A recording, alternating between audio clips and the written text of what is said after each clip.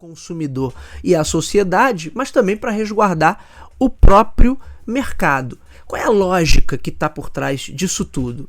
Bom, as empresas oferecem produtos e serviços para a sociedade.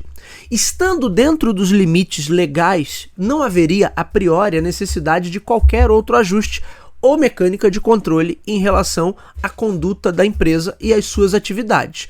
Porque se ela falhar ou cometer algum erro, vai ser responsabilizada por isso.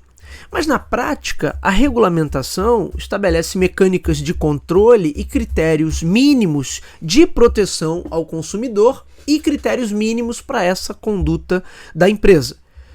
Veja que se você compra um carro hoje, você espera que ele atenda a requisitos mínimos de segurança. E se ele atende a determinados requisitos mínimos de segurança, em muitas situações, ou na maioria delas, é porque existe uma regulamentação, existe uma regra que diz que a empresa tem que agir daquela maneira. E aí é até interessante porque sempre que se aperta mais o cerco, o discurso é sempre o mesmo. Ah não, agora as empresas vão quebrar porque a gente não tem como arcar com isso. E assim com tudo que se pensa, se olhar a própria indústria automotiva como exemplo, quando se falava em tornar obrigatório airbags, a primeira coisa que vem, não, isso vai inviabilizar o mercado.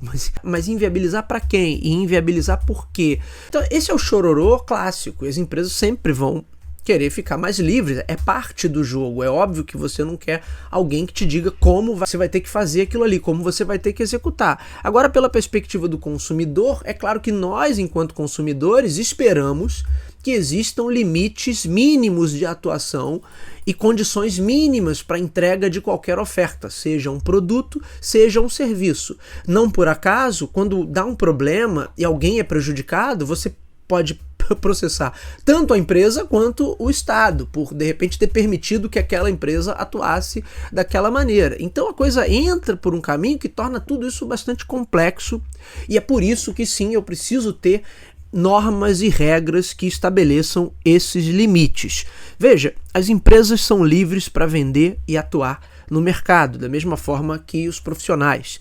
Mas elas geram algum impacto, sempre, independente de quão boa seja, independente de quão séria, ética, ela sempre gera algum impacto.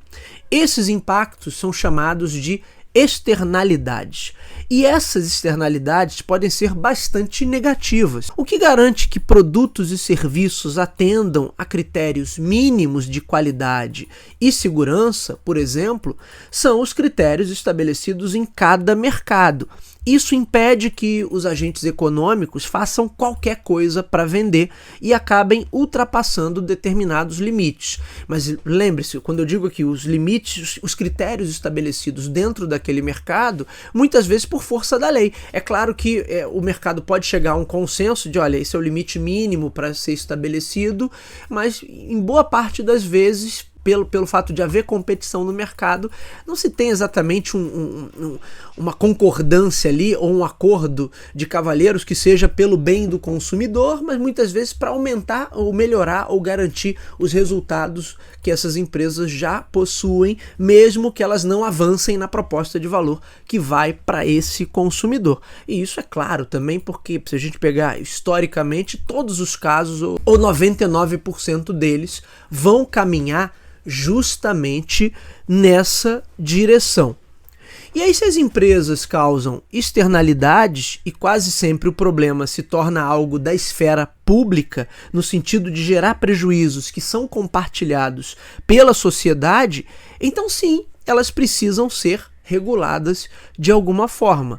Do contrário, estaria valendo a velha lógica de que os ganhos são privados, mas o prejuízo é público, no sentido de ser coletivo. E se é coletivo, no final das contas, quem tem que dar conta é o Estado, é o poder público. E nesse sentido, quem paga a conta é o público, ou seja, todos nós que pagamos a conta a partir dos nossos impostos. Portanto, sim, por mais que eu não goste da burocracia, eu preze pela agilidade, eu entendo que não tem jeito.